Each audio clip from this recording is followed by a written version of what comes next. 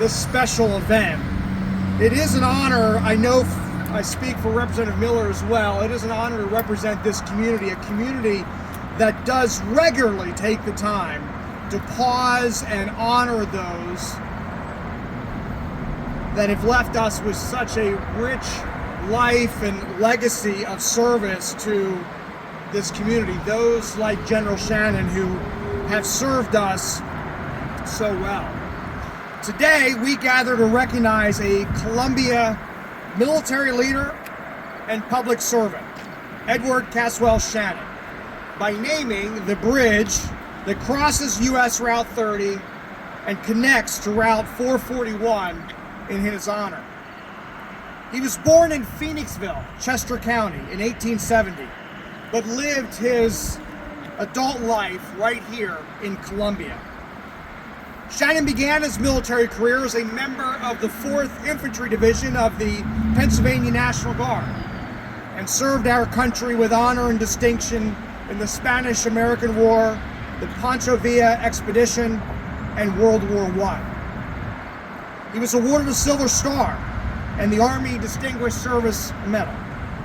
His awards are impressive, but in many respects, I think the nickname he earned is even more commendable and remarkable. He was affectionately referred to as 2-yard, not a football term, but known as 2-yard because of his reputation of leading his men from the front, 2 yards ahead during their attacks on German positions.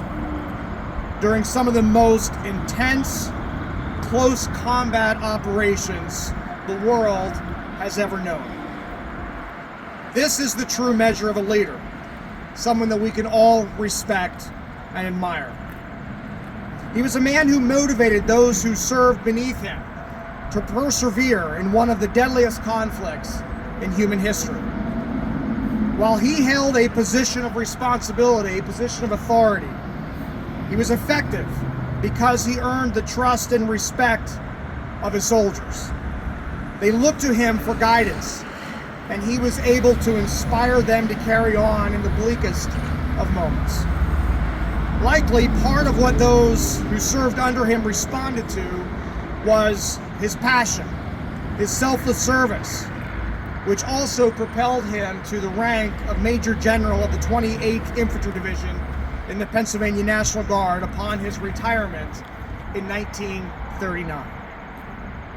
During his time of military service, an armory was constructed in his honor here in Columbia, named the Shannon Armory, not Ireland, different place. After the building was sold to the Columbia Boys Athletic Association, the name was changed to the Noah W. Wanger Center. Some of you may know that we recently honored former Senator Wanger by naming a portion of US Route 222 in his honor, which speaks to the caliber of people who have called Lancaster County home and worked to make it even better. Shannon also served Lancaster County as elected Prothonotary and as our Lieutenant Governor from 1930 to 1935 under Governor Gifford Pinchot.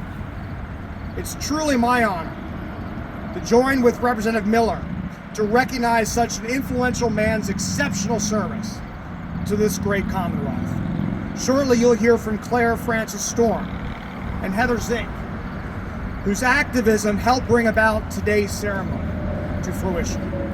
But first I'd like to invite my colleague, my state representative, Representative Brett Miller, to say a few words. Brett?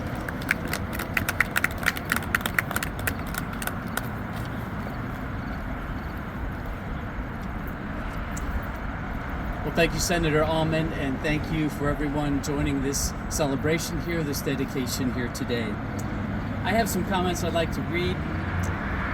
As a state representative for the 41st Legislative District, I'm honored to represent the people of the 41st District that now includes Columbia Borough. After the new boundaries of the 41st Legislative District were established and Columbia Borough was added to the new district, I chose to move my office to the borough. Once here, I quickly was greeted by the wonderful people of Columbia who were rightfully proud of their rich history and impact on this county, this state, and this nation. And they are rightfully proud of the many individuals who have made notable contributions to this history.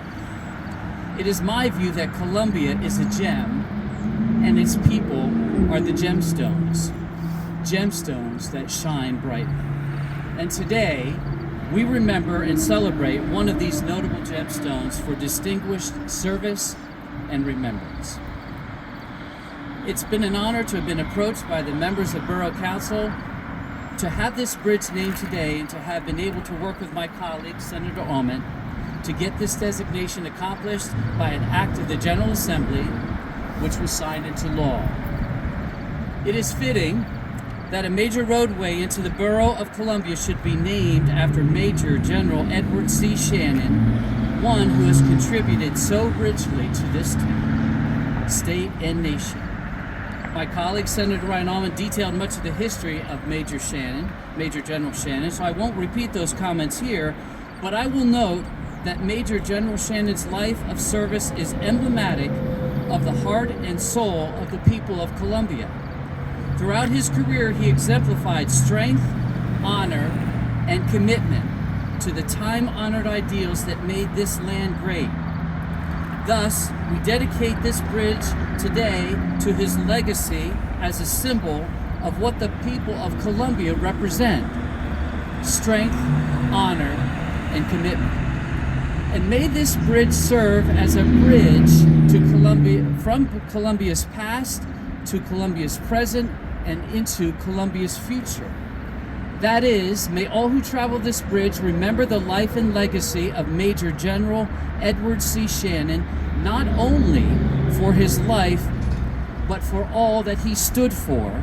And may all who travel this bridge take note of the present, that is, Columbia Borough's leadership and its proud citizens who want to memorialize this history and keep alive the values that help build this city, state, and country.